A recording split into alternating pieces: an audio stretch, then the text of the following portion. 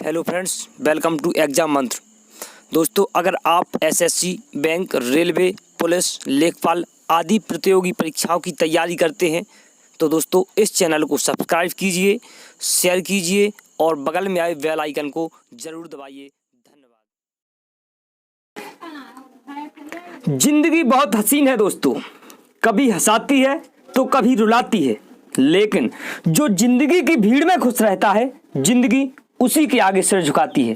दोस्तों, घर पर रहिए, सुरक्षित रहिए और खुश रहिए। हेलो दोस्तों, मैं गणपत आपके अपने YouTube चैनल एग्जाम मंत्र में हार्दिक स्वागत करता हूं। दोस्तों, इसी लॉकडाउन के चलते हम आप लोगों के लिए लेकर आए हैं एक प्यारी सी सीरीज, जिसमें मात्र 5 से 10 सेकंड में आपको मैथ्स के एक चैप्टर के पूरे फॉर्मूले बताए जाएंगे। दोस्तों, बहुत ही कम समय में और बहुत ही ज़्यादा फायदा होने वाला है। तो दोस्तों, इस चैनल को अभी सब्सक्राइब कर लीजिए और बगल में आए बेल आइकन को प्रेस कर दीजिए, ताकि आने वाले हर वीडियो की हर लेक्चर की जो नोटिफिकेशन है आपको मिल सके। ठीक है दोस्तों, तो देर ना करते हुए हम देखते हैं आज भाजकता के नियम। दोस्तों, रूल्स ऑफ डिविजिबिलिटी। तो भाजकता के नियम क्या है आज हम इस लेक्चर में पढ़ेंगे, और प्रत्येक सुबह आपको एक वीडियो मिल जाया करेगा जिसमें मैथ्स का एक टॉपिक के सारे फॉर्मूले कंप्लीट हुए होंगे। तो दोस्तों, देखते हैं हम आज का पहला फॉर्मूला। पहला हमारा भाजकता का नियम है दोस्तों, 2 का नियम। 2 का नियम अर्थात हमें देखना है ऐसी कौन सी संख्या है जो 2 से विभाज्य होगी या 2 से कटेगी। तो दोस्तों, दी गई संख्या का इकाई अंक 0, 2, 4, 6, 8 में से होना चाहिए। अर्थात जो पीछे का इकाई अंक है, इकाई अंक कहाँ होता है, जैसे ये लिखिए 28, तो इकाई अंक क्या होगा 8। इकाई अंक क्या होगा 8। तो जो भी संख्या दी गई हो, यदि उसका इकाई अंक 0, 2, 4, 6, 8 हो तो समझ लो कि वो संख्या 2 से विभाज्य होगी, अर्थात 2 से कट जाएगी। सीधे तौर पे हम समझते हैं, यदि दी गई संख्या का पीछे का अंक 0 हो, पीछे का एक अंक जैसे क्या लिखा 20, तो पीछे का एक अंक 0 हो या 2 से डिवाइड हो या सम संख्या हो तो समझ लो कि वो संख्या 2 से कटेगी। दोस्तों, आशा करता हूं कि आपको 2 का नियम समझ में आया होगा। हम देखते हैं हमारा 3 का नियम क्या है, 3 का नियम क्या है। तो दोस्तों, 3 का विभाज्यता का जो नियम है वो है संख्या के अंकों का योग 3 से विभक्त होना चाहिए। दोस्तों, कोई भी संख्या आपको दी गई है, जैसे आपको संख्या दी गई है 63, तो दोस्तों नियम है कि संख्या के अंकों का योग 3 से विभक्त होना चाहिए। मतलब अगर इनका जो योग है दोनों संख्या, जैसे 6 + 3 कितना हो गया, 6 और 3 9, 9 क्या 3 से विभाज्य है? हाँ बिल्कुल है, 3 से डिवाइड हो रहा है। तो 3 से डिवाइड हो रहा है तो समझ लो कि पूरी संख्या भी 3 से कटेगी। तो 3 का विभाज्यता का नियम समझ आया दोस्तों। क्या है कि यदि संख्या की जो अंकों का योग है वो 3 से विभाज्य है या 3 से कट रहा है तो समझ लो कि पूरी संख्या 3 से कटेगी। अब देखते हैं दोस्तों हम अगला नियम। तो अगला हमारा 4 का नियम है दोस्तों। 4 से विभाज्यता का नियम है कि यदि संख्या के अंतिम 2 अंक से बनी संख्या 4 से विभक्त होनी चाहिए। संख्या के अंतिम 2 अंक से बनी संख्या 4 से विभक्त होनी चाहिए। सीधे शब्दों में समझेंगे दोस्तों कि यदि किसी संख्या के पीछे के 2 अंक 0, जैसे ये क्या लिखा है 500, इसमें पीछे के 2 अंक 0 है। यदि किसी संख्या के पीछे के 2 अंक 0 हो या पीछे के 2 अंक 4 से कट रहे हो, जैसे पीछे के 2 अंक क्या है 28, तो 4 7 28 कट रहा है, तो अर्थात ये पूरी संख्या भी 4 से डिवाइड होगी। पीछे के 2 अंक 0 है तो सीधे तौर पे संख्या 4 से डिवाइड होगी। तो आपको बता दें दोस्तों, यदि किसी संख्या के पीछे के 2 अंक 4 से डिवाइड होते हैं या पीछे के 2 अंक 0 होते हैं तो समझ लो कि वो संख्या पूरी 4 से डिवाइड होगी। तो दोस्तों, आसानी से आपको समझ में आया होगा 4 से विभाज्यता का नियम। अब हम देखते हैं हमारा नेक्स्ट नियम 5 से विभाज्यता का नियम। तो दोस्तों, हमारा 5 से विभाज्यता का नियम है इकाई का अंक 0 या 5 होना चाहिए। दोस्तों, जैसे आपको संख्या दी गई 50 और एक संख्या आपको दी गई 55, ठीक, आपको 2 संख्या दी गई, एक 50 और एक 55। तो दोस्तों हमने क्या कहा कि इकाई का अंक 0 या 5 होना चाहिए। इकाई का अंक कौन सा होता है? ये वाला इकाई का अंक हमारा दाएं से पहला होता है। तो दोस्तों इसमें पहला अंक या तो 0 हो या 5 हो, तो वो संख्या पूरी संख्या 5 से विभाज्य होगी। तो अगर हम इसको 5 से काटेंगे तो ये भी कट जाएगी, और इसको 5 से काटेंगे तो ये भी कट जाएगी। अर्थात यदि संख्या का प्रथम जो इकाई का अंक है वो 0 है या 5 है, तो समझ लो कि वो संख्या 5 से विभाजित है। अब हम देखते हैं हमारा नेक्स्ट रूल, 6 से विभाज्यता का नियम। तो दोस्तों 6 का नियम क्या है, अर्थात 6 से विभाज्यता का नियम क्या है? दोस्तों दी गई संख्या 2 तथा 3 दोनों से विभक्त होनी चाहिए। दोस्तों जैसे 6 लिखा है, 6 के गुणनखंड क्या होते हैं? 2 × 3 क्या होते हैं? 2 × 3। अच्छा 2 × 6। तो दोस्तों जो जिस संख्या के गुणनखंड हो रहे हैं, तो आपको क्या करना है, कोई भी संख्या है यदि उसके से गुणनखंड हो रहे हैं, अर्थात उसके अभाज्य गुणनखंड हो रहे हैं 2 और 3, ठीक। तो सबसे पहले आपको देखना है क्या ये संख्या 2 और 3 दोनों से विभाज्य है। कोई भी संख्या आपको दी गई है वो किससे विभाज्य होनी चाहिए? 2 और 3 दोनों से विभाज्य होनी चाहिए। यदि वह संख्या 2 और 3 दोनों से विभाज्य है तो समझ लो कि वो संख्या 6 से भी विभाज्य होगी। समझे? यदि कोई संख्या 2 एवं 3 दोनों से विभाज्य है तो वह संख्या 6 से भी विभाज्य होगी। अब दोस्तों हम एग्जाम्पल देख लेते इसका। जैसे आपको दिया गया हो 42। क्या दिया गया आपको? 42। अब 42 दोस्तों सबसे पहले देखेंगे 2 से विभाज्य है, तो दोस्तों इसकी पीछे का जो अंक है वो 2 से कट रहा है, अर्थात 2 दूनी 4, 2 एकम 2, 2 से कट रहा है। अब 2 से विभाज्य। अब इसी को देखेंगे क्या 3 से विभाज्य, तो 42/3 करेंगे, 3 से विभाज्य। तो दोस्तों इसका हमने क्या कहा था, 3 से विभाज्यता का नियम आपको बता चुके हैं कि दोनों अंकों का योग अगर 3 से विभाज्य तो 4 + 2 कितना हो गया? 6। 6 3 से कटते हैं, 6 3 से कटते हैं, तो 3 से भी विभाज्य और 2 से भी विभाज्य, अर्थात जो 42 हैं आपके वो 6 से भी विभाज्य होंगे। ठीक है दोस्तों, आशा करता हूं कि आपको एग्जाम्पल समझ में आया होगा। आपको विथ एग्जाम्पल के साथ अगर विभाज्यता के नियम समझ में आ रहे हैं तो दोस्तों इस वीडियो को अभी लाइक कीजिए और अपने दोस्तों में शेयर जरूर कीजिए। देखते हैं हम हमारा नेक्स्ट नियम। दोस्तों 7 का नियम इसमें नहीं बताया गया, लेकिन हम आपको बेसिक क्लास में जरूर करवाएंगे। 7 का नियम, जितने भी नियम यहाँ छूटेंगे हम सभी आपको क्लास में करवाएंगे, और ये भी आपको बहुत अच्छे तरीके से और एग्जाम्पल के साथ करवाएंगे सभी साथ मिलकर। ठीक है दोस्तों, तो हमारा नेक्स्ट नियम है 8 का नियम। 8 से विभाज्यता का नियम क्या है? दोस्तों संख्या के अंतिम 3 अंक से बनी संख्या 8 से विभक्त होनी चाहिए। समझिए, दूसरा, संख्या के अंतिम 3 अंक से बनी संख्या 8 से विभक्त होनी चाहिए। एग्जाम्पल देखते हैं क्या मतलब इसका। दोस्तों एक संख्या लिखी हमने, जैसे एक संख्या लिख दी 5 पे 000 कर दिया, ठीक। एक संख्या लिख दी 5000, और हमने दोस्तों दूसरी संख्या लिख दी 6864, ठीक। कितना लिख दी? 6864। इतनी बड़ी संख्या लिख दी। अब दोस्तों आपको पता लगाना है कि इनमें से कौन सी संख्या 8 से विभाज्य है और कौन सी नहीं। तब आप क्या करेंगे? सबसे पहले दोस्तों देखेंगे कि क्या पीछे की 3 संख्या 0 है, इकाई अंक से लेकर क्या पीछे के जो 3 अंक है वो 0 हैं। यदि पीछे के 3 अंक 0 हैं तो समझ लो कि वो संख्या 8 से विभाज्य होगी, अर्थात 8 से पूरी तरह कटेगी। और दोस्तों ये तो हो गया पहला। और दूसरा देखेंगे क्या जो संख्या दी गई है क्या उसके पीछे के 3 अंक 8 से विभाज्य हैं। तो दोस्तों देखेंगे हम 8 से पीछे के 3 अंक 8 से विभाज्य हैं क्या? देखेंगे 8 एकम 8 0, 8 8 64, 18 कट रहे हैं, पीछे के 3 अंक 8 से कट रहे हैं, अर्थात ये भी संख्या क्या होगी? 8 से विभाज्य होगी। तो दोस्तों सीधे तौर पर समझेंगे हम कि यदि किसी संख्या के पीछे के 3 अंक 0 हों या पीछे के 3 अंक 8 से डिवाइड हो रहे हों तो वह पूरी संख्या 8 से डिवाइड होगी। दोस्तों आशा करता हूं आपको समझ में आया होगा। अगर समझ में आ रहा है तो अभी इस वीडियो को लाइक कीजिए। अब देखते हैं हमारा नेक्स्ट रूल। तो हमारा नेक्स्ट रूल है दोस्तों 9 का नियम।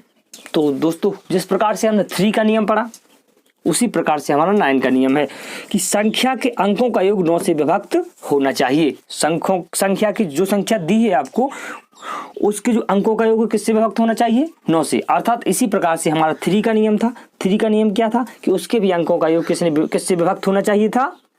9 से। ठीक है दोस्तों। अब दोस्तों देखते हैं हम एग्जाम्पल देखते हैं। जैसे क्या लिखे, इतनी बड़ी संख्या लिख दी हमने। ठीक, एग्जाम्पल के तौर पे देख रहे हैं हमने 36 ये संख्या लिख दी। अब हमें देखना है क्या ये संख्या 9 से विभक्त है। तो सबसे पहले दोस्तों देखेंगे क्या ये इनका जो योग है वो 9 से विभक्त है। तो सब यहाँ प्लस लगा देंगे, बीच में क्या लगा देंगे? प्लस लगा देंगे, इन्हें जोड़ेंगे। 6 3 9 3 12 6 18 कितने हो गए? 18। अब 18 में भाग दे के देखेंगे 9 का कट रहा है, 9 से पूरी तरह कट रहा है 18, अर्थात 9 दूनी 18। तो ये क्या है? 6 9 से विभक्त है। तो दोस्तों ये जब भी आपको कोई भी संख्या मिले और आपसे पूछा जाए कि क्या ये संख्या 9 से विभक्त है, तो सबसे पहले आप क्या करिएगा? सबसे पहले उन अंकों को, उस संख्या के अंकों को जोड़िएगा और उस जोड़ करके उसमें भाग दीजिएगा 9 का। भाग देने के बाद आप देखेंगे कट रहा है तो विभक्त होगी और नहीं कट रहा है तो विभक्त नहीं होगी। भाग देने का हम सीधा सिंपल तरीका आपको बता देते हैं, इससे सरल यूट्यूब पर आपको कोई नहीं बताएगा। क्या करना है? सीधा आपको जोड़ के देखना है। 6 और 3 9 कट गया, 6 और 3 9 कट गया, अर्थात ये संख्या क्या है? 9 से विभाज्य। सीधा आप काट के देख लेंगे। जैसे हम एक एग्जाम्पल और देखते हैं। जैसे कोई भी संख्या ले लें, मान लो 5 6 7 8 ले ली संख्या। अब इसमें देखेंगे कि ये 9 से विभाज्य है। तो दोस्तों सबसे पहले देखेंगे 6 और 5 कितने हो गए? 11। 6 और 5 कितने हो गए? 11। 11 में 7 जोड़ेंगे कितने हो जाएंगे? 11 में 7 जोड़ेंगे 18। तो 18 में भाग चला जाता है 9 का, 18 में भाग 9 का चला जाता है, 9 दूनी 18। ठीक, अब क्या बचे आपके 8। 8 में 9 का भाग नहीं जाता है, अर्थात ये संख्या 9 से विभाज्य नहीं होगी। दोस्तों छोटी छोटी संख्याएं हमें जोड़ के भाग देते चले जाना है। जहां भाग चला जाए वहां उसको हटा देंगे और फिर देखेंगे कि कौन सी संख्या बची है। ठीक है दोस्तों, आशा करता हूं कि आपको विधि समझ में आएगी और पढ़ने में आज आपको बहुत आनंद आ रहा होगा। तो दोस्तों अब देखते हैं हमारा नेक्स्ट नियम। तो हमारा नेक्स्ट नियम क्या है दोस्तों? नेक्स्ट नियम है 10 का नियम, अर्थात 10 से विभाज्यता का नियम। बहुत ही सिंपल है दोस्तों। यदि इकाई का अंक, इसमें क्या है? इकाई का अंक 0 होना चाहिए। कोई भी संख्या दी गई है, यदि इकाई का अंक अर्थात प्रथम अंक दाएं से प्रथम अंक वो कहलाता है इकाई का अंक, अगर वो आपका 0 है तो समझ लेना कि वो संख्या 10 से विभाज्य। एग्जाम्पल देख लेते हैं, कुछ भी देख लो। एग्जाम्पल में जैसे 80 देख लो, इसमें इकाई का अंक क्या है? 0 है, अर्थात क्या होगी? 10 से विभाज्य होगी। कितनी बार कट जाएगा? 8 बार। ठीक, दूसरा एग्जाम्पल देख लेते हैं। जैसे आपको दिया गया कुछ भी संख्या दी गई, 500 दी गई, इसमें 10 का भाग देखेंगे, एक 0 है, कितनी बार कट जाएगा? 50 बार। तो दोस्तों यदि इकाई का अंक 0 है तो समझ लेना कि वो संख्या 10 से विभाज्य है। बहुत ही सिंपल है। अब देखते हैं हम नेक्स्ट नियम। तो हमारा 11 का नियम क्या है दोस्तों? बहुत ही सिंपल है, देखते हैं। संख्या के सम स्थानों के अंकों का योग तथा विषम स्थानों के अंकों का योग का अंतर 0 होना चाहिए या 11 का गुणज होना चाहिए। क्या है हमारा नियम? जो भी संख्या दी गई है उसके सम स्थानों का योग तथा विषम स्थानों के अंकों का योग का जो अंतर है वो 0 होना चाहिए या 11 से विभाज्य होना चाहिए। तो समझ लेना कि वो संख्या 11 से क्या है? विभाज्य है। समझे? अब देखेंगे हम इसका एग्जाम्पल। तो दोस्तों एग्जाम्पल के लिए हम जैसे लेते हैं, हमने संख्या ले ली, ठीक, 12321 ले ली। अब आप हमें देखना है क्या ये संख्या 11 से विभाज्य है। तो दोस्तों हमने क्या कहा था? सम स्थानों के अंकों का योग तथा विषम स्थानों के अंकों का योग। तो सम और विषम, देखो ये हम देखेंगे सम, और देखो इसमें क्या आ रहा है? 1 + 3 + 1 आ गया। ठीक है, अब इसी ऐड करेंगे, कितना होगा? 3 1 4 1 कितना हो गया? ये 5 हो गया। इन्हें जोड़ेंगे कितना हो जाएगा? देखो 2 2 2 4 2 2 4। तो दोस्तों देखेंगे 2 और 2 4। तो दोस्तों देखेंगे हम कितना हो गया? 4। अब इसमें से 5 में से 4 घटाएंगे तो कितना बचेगा? 1 बचेगा। आपका कितना बचेगा? 1। क्या इसका जो अंतर है वो 0 आया? नहीं आया। जब अंतर 0 नहीं आया तो ये संख्या क्या होगी आपकी, ये संख्या 11 से विभक्त नहीं होगी। समझे। अब दोस्तों हम एक एग्जाम्पल और देखते हैं इसका। जैसे हमने देख लिया 13, 31, ठीक। देखेंगे सम और विषम स्थानों का योग, इसका और इसका और इसका। तो दोस्तों 1 और 3, 1 + 3 कितना हो गए 4, ठीक। और 3 + 1 कितना हो गया, 3 + 1 भी कितने हो गए 4। तो दोस्तों इनका जो अंतर है, इनका जो डिफरेंस है वो कितना का है 0। इनका डिफरेंस कितना है 0 का है। अर्थात ये संख्या 13 से युक्त संख्या 11 से विभक्त हो जाएगी। ठीक है दोस्तों, तो आशा करता हूँ आपको समझ में आया होगा। आप सीधा करेंगे सम और विषम स्थानों का योग लेंगे और उनका अंतर कर देंगे। अगर अंतर 0 आता है तब भी 11 से विभक्त होगी, और अंतर यदि 11 का गुणज अर्थात 11 से कटता है, 11 से विभाज्य होता है, तब भी वो संख्या पूरी 11 से कटेगी। अब देखते हैं हमारा नेक्स्ट नियम 12 का नियम क्या है। दोस्तों 12 का जो विभाज्यता का नियम है वो है आपको कि यदि संख्या 3 एवं 4 दोनों से विभाज्य होनी चाहिए। संख्या क्या है 3 एवं 4 दोनों से विभाज्य होनी चाहिए। कैसे, जैसे 12 का हम देखो, हमने आपको 6 का रूल बताया था, 6 के खंड किए थे 2 × 3 अर्थात 2 और 3 दोनों से। इसी प्रकार 12 के गुणनखंड करेंगे 3 × 4 अर्थात जो संख्या 3 और 4 दोनों से विभाजित होगी वह संख्या किससे विभाजित होगी, वह संख्या 12 से भी विभाजित होगी। समझे, नहीं समझ में आया तो दोस्तों हम देखते हैं इसका एक एग्जाम्पल। हम देखते हैं किसका एग्जाम्पल, जैसे 108, छोटा सी एग्जाम्पल देखेंगे 108। अब दोस्तों आपको देखना है क्या ये संख्या, पहले देखेंगे इसको क्या 3 से विभाज्य है। तो दोस्तों 3 से विभाज्य के लिए हमने क्या बताया था, संख्या के अंकों का योग। तो 8 और 1 9, 9 3 से विभक्त होते हैं, 9 3 से विभक्त होते हैं, तो 3 से विभाजित है। अब इसी को देखेंगे हम 4 से, इसी को हम 4 से देखेंगे, क्या 4 से विभक्त है। तो दोस्तों हमने 4 का नियम बताया आपको, पीछे के 2 अंक या तो 0 होना चाहिए या पीछे के 2 अंक 4 से विभाजित। तो कट रहा है 4 दूनी 8, ये भी विभक्त है। तो दोस्तों जब 3 और 4